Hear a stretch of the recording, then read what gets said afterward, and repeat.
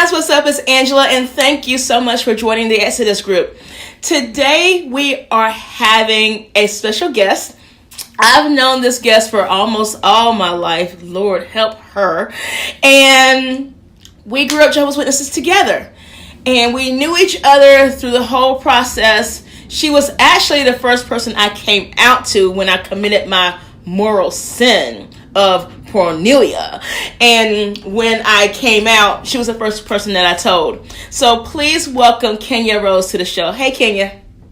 Hey, how are you? I am wonderful. Thank you for joining me. Thank you for being my first guest. You were honored. Yay! I'm happy to be your first guest. So, Kenya, tell me a little bit about your time in the organization of Jehovah's Witnesses. Well, it goes back, of course, to childhood, as you know. Mm-hmm. But I believe that I was baptized in 96. Okay. Very young. So that would have made me like right at 13 or 12. Yeah, I think you got 96. I think I was baptized in 93. So you're right behind me, right? Right. And so it was kind of just like growing up, something I had watched, and it was the thing that everyone does. Of course. It's a cool thing to do. It's a cool thing to do for some reason. Right. It was a trend, so, you go through your questions, and everybody's proud of you, your parents, your peers, all of your family that are witnesses. So, of course, I didn't know anything different. So we were like in our own community. Right. So, like our own utopia. That is true. Right. So growing up, I didn't have a bad childhood. It wasn't horrible because I was always kind of that unicorn who kind of stepped to the beat of my own drum. You did. You got to do so much stuff that I was not able to do, okay? Right. So, I was always, clinging to the worldly. You were. Mm-hmm. In my household, I couldn't hang around you that often, yeah. Right. And so, my mom noticed that. She was, diehard witness. She didn't like it, but I was the one who didn't. It was me and my brother. Mm-hmm. He always complied and went by the rules. I always questioned it. Okay. And wanted to know why. So it kind of led to, I noticed that with the witnesses, what kind of start striking me is they would, so to speak, click up, if that makes sense. It does. The younger. It does. And have their own group. And I just noticed that if you didn't look a certain way, if you weren't a certain size, mm-hmm. if your hair wasn't a certain length, you didn't fit in their, quote unquote group. Right. So I started getting befriended by, at the time, the worldly people. Okay. And my mom would get upset, and she was like, you cling to those worldly people, and because they accepted me. And I just always start wondering, because we were pretty much told, they're the devil. Mm-hmm. They don't mean you any good. I think that if any person that has been a witness or has studied with the witnesses know that scripture in the Bible, that they have bad association spoils useful habits. Oh, God, that was ingrained in me. Oh, wow. So ingrained in me. So I was just basically told, I basically knew if I went the other way, which was not marry a witness, not date a witness, not have witness friends, that I was doomed for destruction. And nothing good was going to come. And I also began to believe that, bad things were going to happen to me. Because you were not a witness. And that's the only reason why bad things happened to you, was because you were not a witness. I had that same issue too, yes. Right.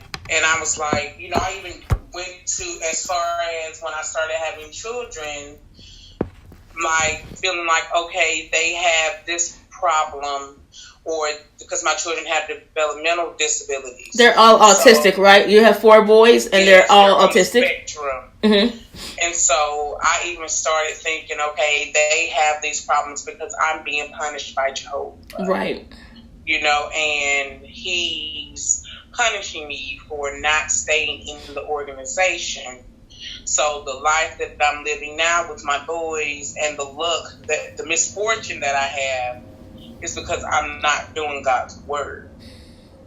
And the more I started to do research, the more I started to read up on things, I kind of started finding out that a lot of things that I had been taught or learned weren't necessarily true. Because when you think about it, when you come into the organization, no one says, everything has a beginning. Right. We all know that. Right. Everything has a beginning and an end. Mm-hmm. So we knew what the witness's purpose was, what the mission was, but we didn't know how it began. It wasn't clear. It was always muddy on how it began or what have you. You're right. And Charles Taze Russell started this religion, and now we're here. That's all it was. But yeah, you're right. Right. And you know that being in the religion, how you don't ask a lot of questions. No, you don't. And you don't question a lot of things.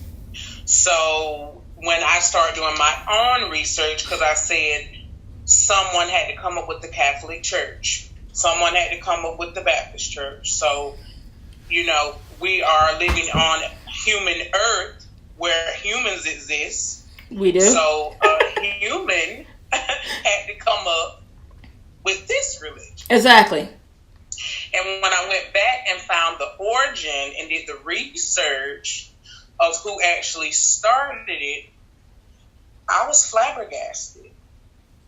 Because all the things that we were taught growing up versus the person who started it are completely opposite. Yes.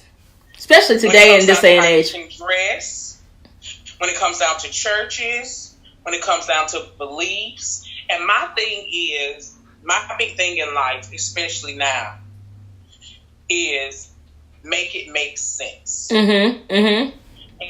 So my point in talking about make it make sense and the consistency is, think about it.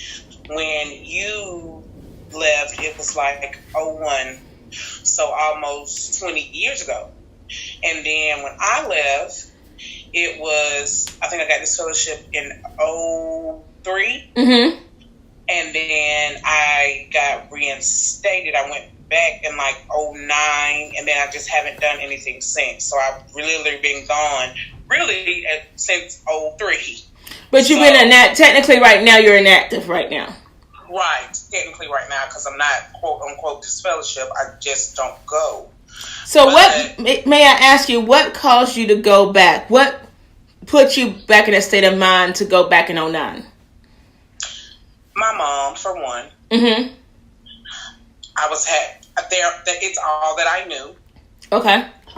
I was having children at the time, and I knew nothing about, I needed a support system. And since my mom and my family was my support system, and they were all witnesses, it just made sense. Okay.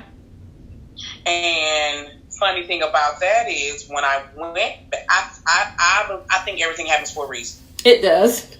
And when I did go back, I met this beautiful person who is still a part of my life today, who she no longer goes.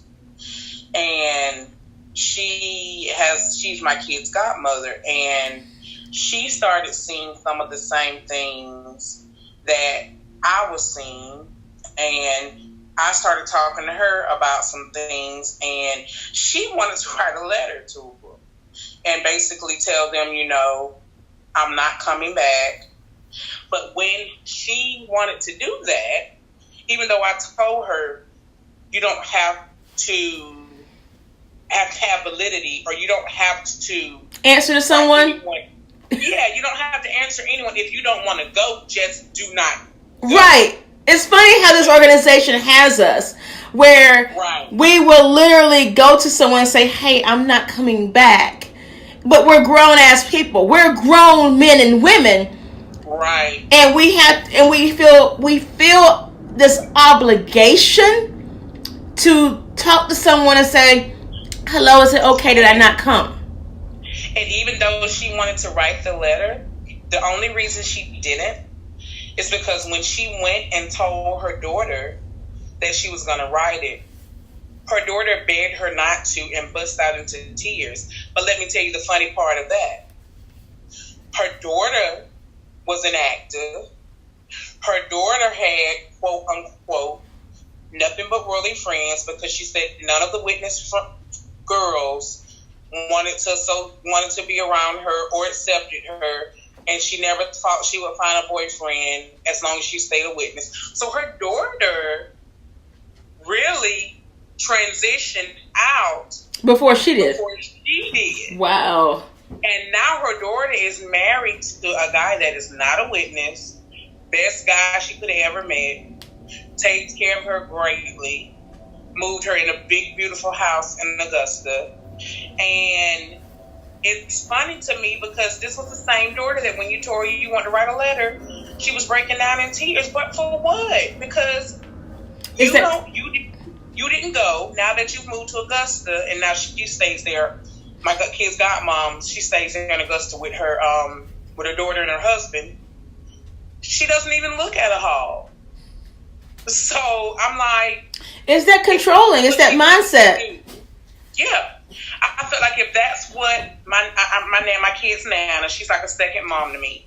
If that's what she wanted to do for it to be clear, because I don't have to do it. Right. Because my dad knows, and anybody who knows me knows that I'm going to do what I want. You always have. So I don't have to write anyone a letter. I don't have to say, I think X, Y, Z about you. My dad today is still an elder, and yours is too. Yeah, I think he is. Yeah. But if not, he was one forever. He was one forever. I know about 3 years ago, he got disqualified. He got deleted as an elder. About 3 years ago. Was it because of his health? No, it was not because of his health. I got to do another video on that. My mom, I don't know if we were talking then, but my mom literally called me quietly about 3 years ago. This is when I was still in school. And wow. She ran in the house. So this is how controlling, if you're not a Jehovah's Witness, this is how controlling this organization is. My mom is still married to my dad. My dad got deleted as an elder. He's still in the organization, not this fellowship, but got deleted as an elder. And my mom ran the house, called me on her cell phone in the bathroom of their house to tell me this, but then hung up the phone. Later that night, the next day, she told me why, and I can get into that later. Basically, it was because of they finally saw how he was mistreating the family compared to what he used to do for the organization. And so that was most of the reason, not all of the reason why I got this fellowship. Of course, I did have porneia. I did have sex before marriage. But when I sat down with the elders and told them that my dad was abusing us, emotionally and mentally abusing us and using the Bible against us, and literally we'll be at home hungry But we would be at home hungry. But if sister so and so needed something, we would be right there, feeding her, taking care of her, giving her spiritual and moral support. Food. Close your mouth. I know. Close your mouth. And so when they finally saw that, that's why he got deleted as an elder. Oh my God. So that's the reason my mom called me back. She said, you can come back now. The elders believe you. 15, 20 years later. Yeah, the elders believe you. Not that I wanted to come back, but I had to offer come back. And you needed the elders to believe you for it to be true. Right. And who are the elders? Men. Humans. It's funny, I think I hadn't told you this yet. One of the governing body members has nothing but a high school education and was a waiter. Wow. But Kenya, what happened with your mom and how did that change your viewpoint on the organization? Let me tell you about that. But before I tell you about that, because I think that's going to probably close our session for the day when I speak on that. But before I start on that, let me give you something to think about. Ever since we were young, ever since we have known about the religion, we have always been told it was the truth. Mm-hmm. Which means nothing, no other religion out here. Everything else is false religion. Right. And that is the truth. Right. In the encyclopedia, in a dictionary, whatever you look into and Google, which is our everyday thing now, can give you definition of the truth, meaning staying the same, being consistent, not lying. Mm-hmm. If you left in 01 and I left in 04, I guarantee you, if we enter the hall today, we wouldn't know what the hell is going on. You know I did. I did. Yeah, I've been, and every time I go, something has changed and I'm lost. And I haven't been in a long time, probably since my mom died. But my thing is, if it's the truth, how can it consistently, like every time I will hear my daddy, like sometimes I'll see my daddy studying if I'm over his house. Or, I know you have to keeping up with technology, but then changing things are two different things. So my thing is, like you showed me something where they're standing next to the cart witnessing. So oh my God, they have it so easy. We're coming up to date with technology because everyone does that. Okay. But you can't tell me back in 93 that this is the truth and this is why and this is what you cannot do. And then in 2019 you can do it.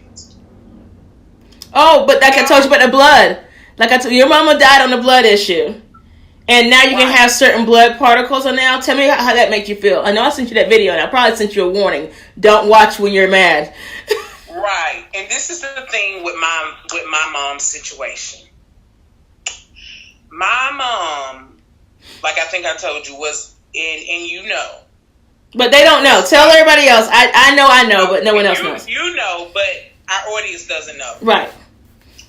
Die hard. She was. Witness. When even up until she got sick and I wasn't coming because I've been inactive for forever, she would write me letters.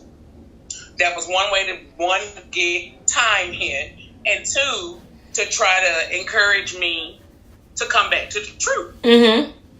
And she would always encourage me on how I'm a good mother and I'm doing great with the boys. Only thing I was missing was coming back to the hall. Okay. So, my mom in 2011, she was a diabetic. So in 2011, we noticed that she had a toe that would never heal. and it had started turning black. And so we ended up taking her to the ER at Coliseum. And that's when everything started changing, 2011. Because they decided that they were going to have to, medical center, not Coliseum, amputate her toe. Mm-hmm. So, because it wasn't getting any circulation. Well, then one toe turned into 3 toes. Mm-hmm. Then 3 toes turned into, they said they were going to do the foot. Mm-hmm. So I have 2 aunts, one that was never baptized, and the other that is disfellowship, and probably has been disfellowship 40 plus years. And so they were like, oh, hell no. You know, they're not cutting off no foot, none of this. They were going to come down. And so they ended up saying they were going to do the 3 toes. So when Mom came out of surgery, I told my dad, something's not right with her. She seems incoherent. And so I said, you can't tell? And so he started, I can tell. Mm-hmm. Because I pay attention to detail. Right. And I said, her arm's flopping, her mouth is twisted. I said, she's had a stroke. And so Dad was like, you think? I said, yeah, just watch her. So I called the surgeon in, because I'm like we just talked about, a doctor goes to school for this person goes to school for that. How can you have went to school for this and not notice that when your patient is coming back into a room for an amputation, they've had a damn stroke? Right. So I called the doctor and I said, you need to take my mom up for a CT, because she's had a stroke. And 1 + 1 = what? 2. So when she got back from CT, she had indeed had a stroke. Mm. But because of number 1, her, what do I want to call her? I gotta find the word. If you know my mom, what you do, but everyone else does not, so let me advise them. She is, you know how you have an alpha male? Yeah, she's an alpha female. She's an alpha. She's the version. She's your dad in the woman form. She's very opinionated. Will have her way and no way only. I'm always right. No matter if the sky is purple right now, the sky is black, and you will do what I say. So exactly, you would do what I say, or this phone is hanging up in your face. Because I've gotten hung up on so many times I can't count. Then she will call you back the next day like nothing has happened, and ready to come pick up the children. Right. So when I tried to explain to her, because she was very incoherent, when I tried to explain to her, Mom, you've had a stroke, she didn't want any parts of it. She didn't want to hear it. I would have to go behind the doctor's back when they would ask a medical history. I would have to let them come in and talk to her after she had to go through recovery. She had to go through rehab. Now, Mom, if you're having to go to rehab, and of course you've had an amputation, but if you're having to go to rehab and you're there for weeks and almost a month, it's not registering that something else has happened? No. And if she was alive to this day, she wouldn't admit it. So I would have to pull the doctors to the side and be like, along with everything else she just told you, she had a stroke. Right. So, fast forward from 2011 to 2016. We're in the process. She had been complaining about her back. Her back. It was always her back. She needs back surgery. She had me looking up places in Tampa, places all over the world where she could fly and get a procedure done. Mm-hmm. And of course, it'd be bloodless. Of course. So, I was willing to fly wherever she wanted me to fly with her, willing to go wherever she wanted me to go with her. Of course, I love my mom. Right. So, it came down to my husband's father had a heart issue, and he ended up passing from it. And while we were in Ohio, planning his funeral in March of 16, my mom got admitted in the ICU because she went to the doctor to get back surgery clearance, and her doctor noticed that her heart was AFib. Which is not beating normally like our heart would beat. Okay. It was basically irregular heartbeat. Okay. So she sent her to have catheterization done, where they put that tube up and look at everything. She was in ICU for a week. And basically, I hurried up after the funeral. We weren't supposed to come back till like Tuesday. But I called Delta, got my flight rushed back on that Saturday after the funeral. Just had got done planning and executing a whole funeral in Ohio to come back to my mom, who's in ICU at the Coliseum. Come to find out, she has to have a full-blown open heart surgery. Bloodless. And this was in March when they told her it needed to be done. Right. If it would have been done in March when they told her it needed to be done, my mom could probably still be here today, living whatever would be considered her best life. Right. But because and everyone I'm sure in the audience knows, open heart surgery is going to require a lot of loss of blood. Of course.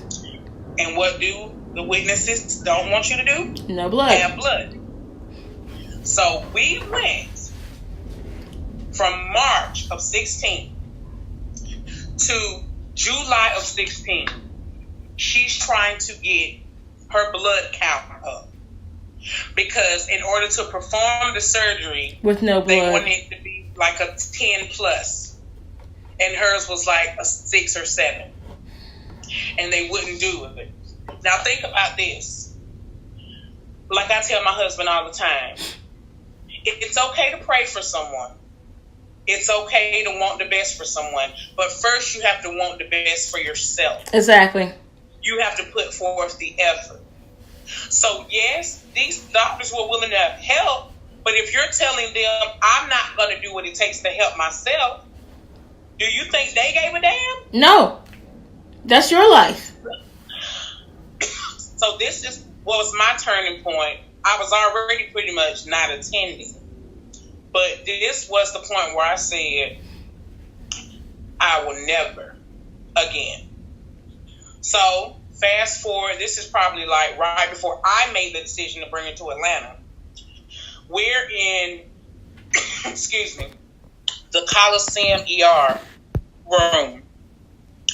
By this time, we've been back and forth 1,000,000 times to the hospital for her.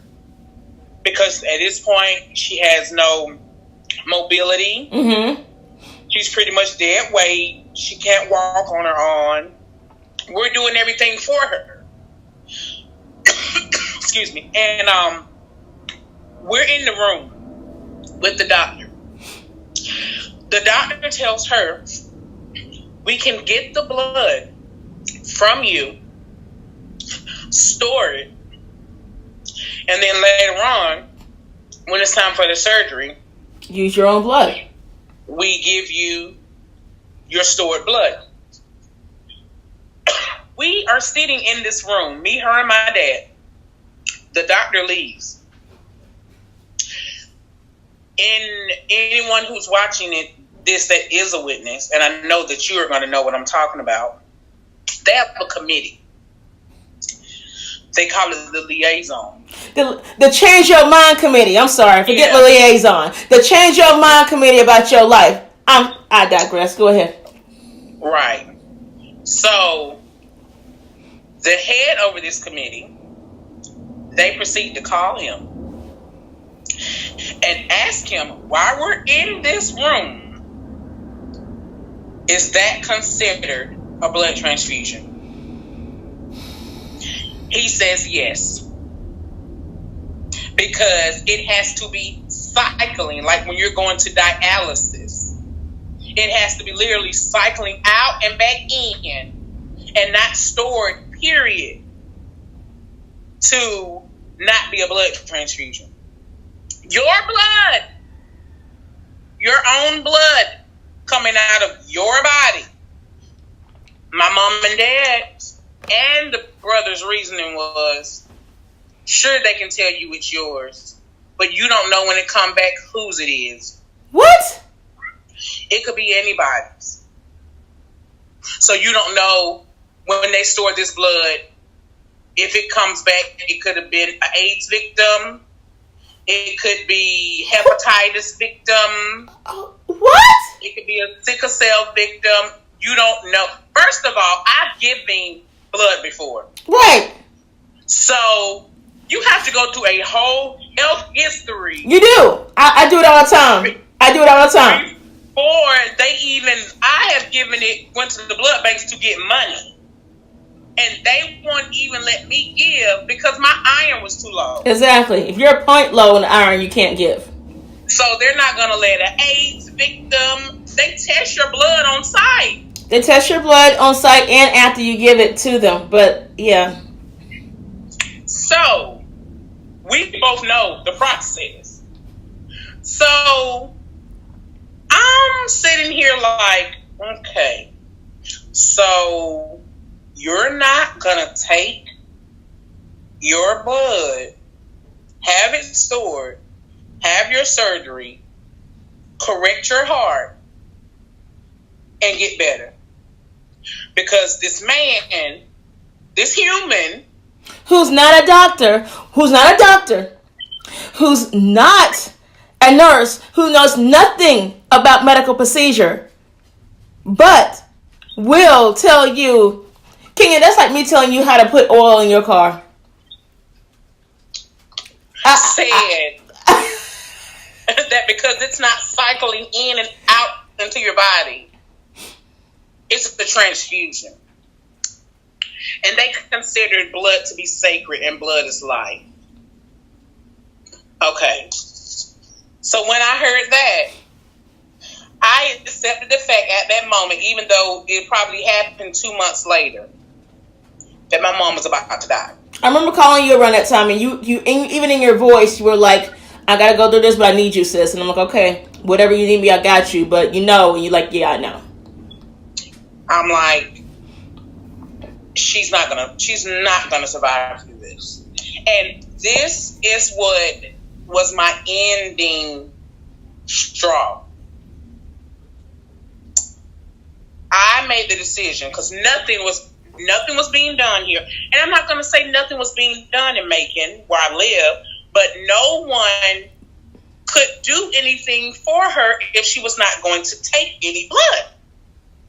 Not at a hospital here. Right.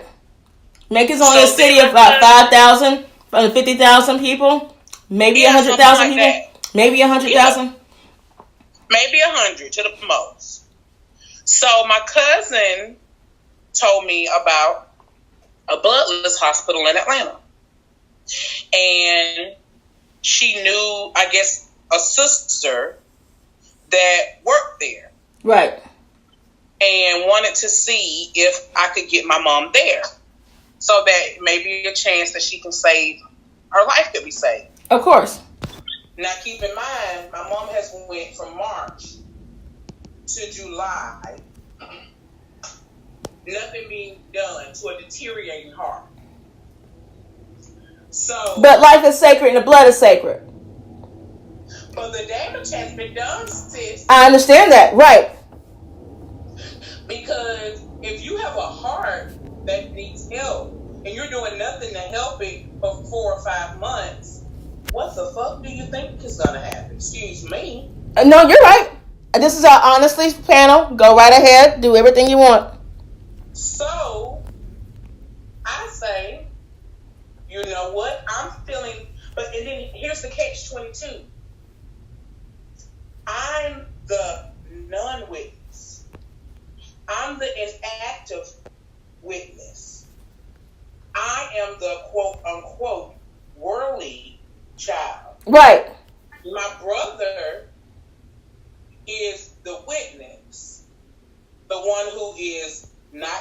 see my mom. Taking trips out of the country. Isn't he an elder too?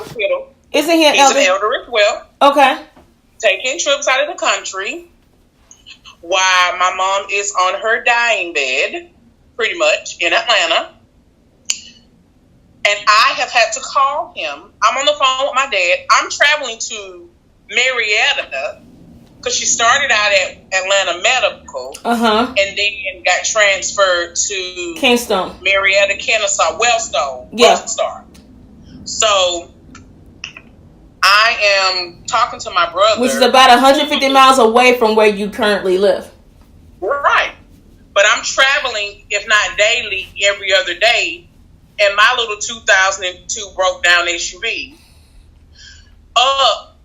To my daddy, keep in mind, never left the hospital. He was there for 30 days. So anything he needed, clothes, whatever, you brought up, I had to take it. So my brother, who's the witness, is living his best life.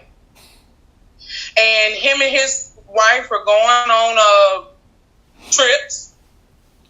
I'm on Facebook and they're taking pictures. They got on, they're riding motorcycles, riding dirt bikes, and I'm waiting for procedures to be done to my mother.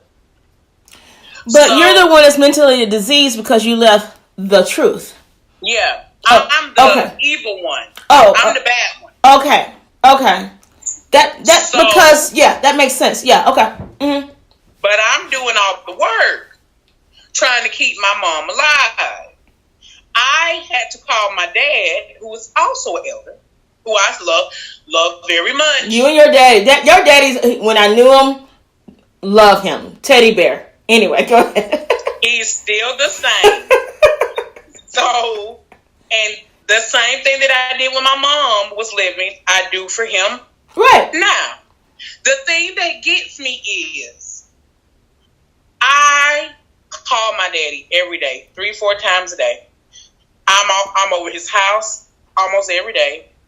My child literally stays with him. Right. My dad allows my child to do things that my mom probably would never allow because my mom was like the alpha, the leader, and she was. Even when we were kids, it was like, yes, Sister Hudson, yes, Sister Hudson, yes. Whatever she says, go. Yes, ma'am. So I know that I have an inkling that my dad knows something may not be quite right, but because this is all he has known for so long, why would you dare go against it? Why would you question it? But what gets me is he tells me all the time that he doesn't hear from my brother until he needs something. And my thing is, but I'm not the witness, but he is. So he should be the one clinging to you, making sure you're okay. Y'all are of the same religion. What's wrong with that picture? So long story short, to end the thing with my mom, it came down to my dad noticed that one night he went and took a shower at the hospital. She was talking out of her head. Mm-hmm.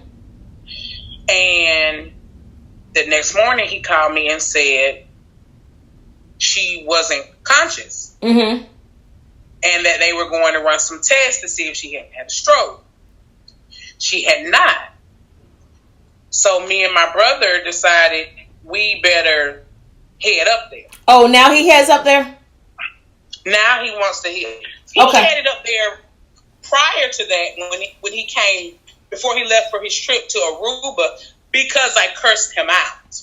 Oh, okay. And made him feel this big. So after that, after cursing him out, when he told me he has to work and he has a family and he can't just drop his kids off at their nanas like I can, he has responsibilities, even though he doesn't have one special needs child. he has responsibilities. He told me that he will go up there when it's a life or death matter. Keep in mind, my mom has a failing heart. That's not life or death.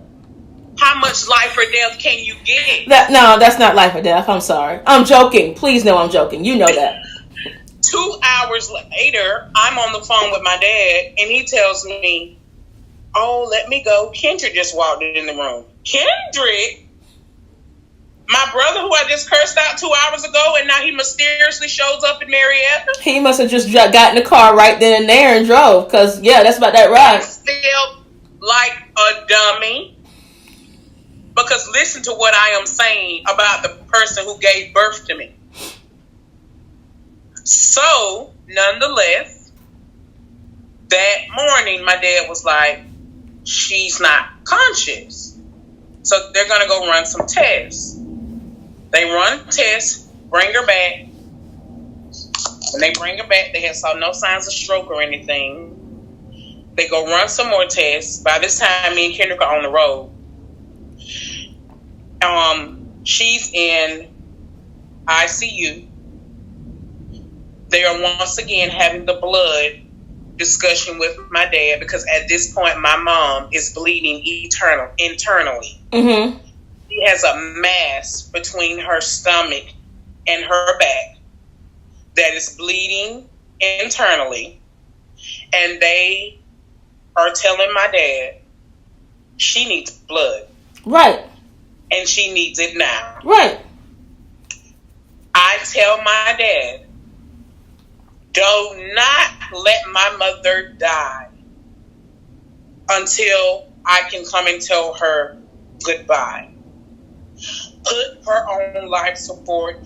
Do what you have to do." Of course.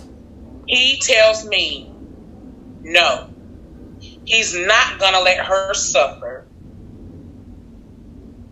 Up until she took her last breath, they asked him to give her blood.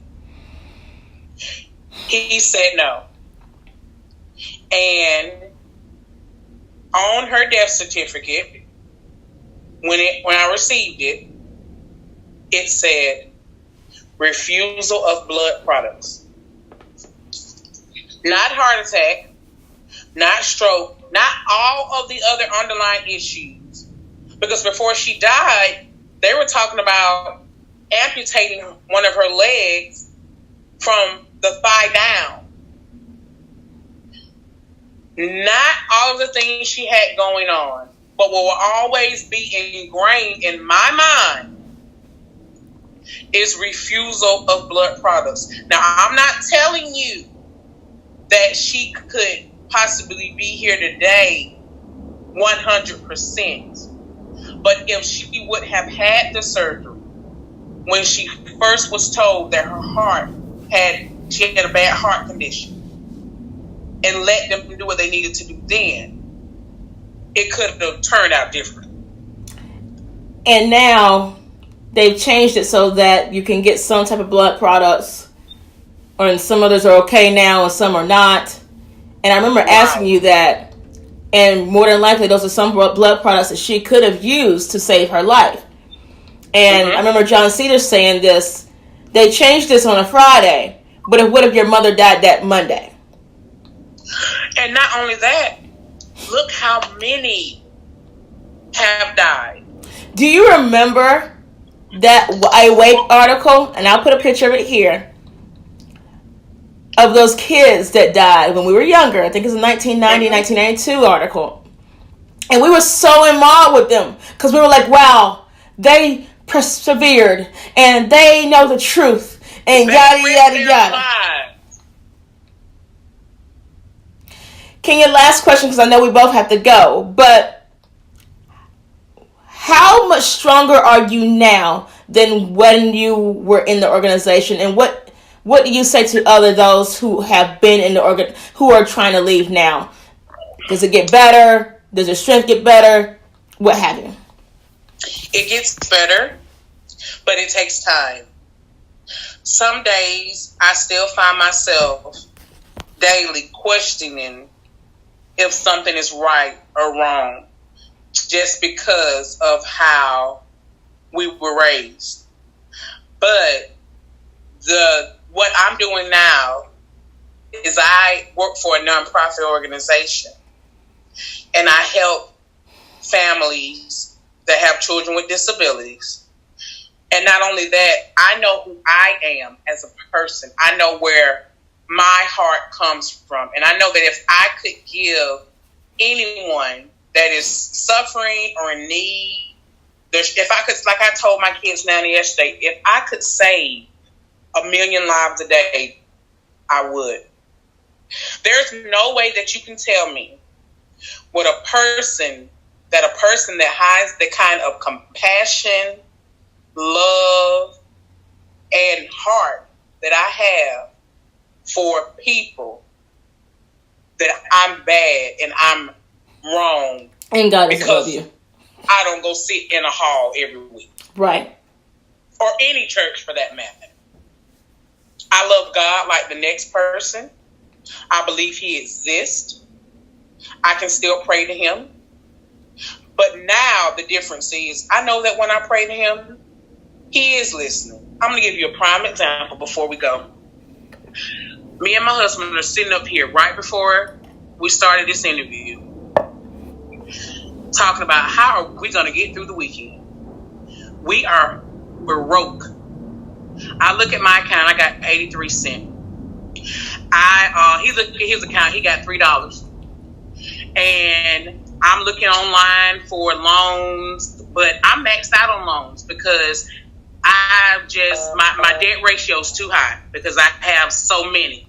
Right. So I know that God and my dad, who's a witness, is just like Scrooge McDuck, and will nickel and dime you and promise you borrow $5, you owe him $5,000. Ooh, okay. So who wants to go through that?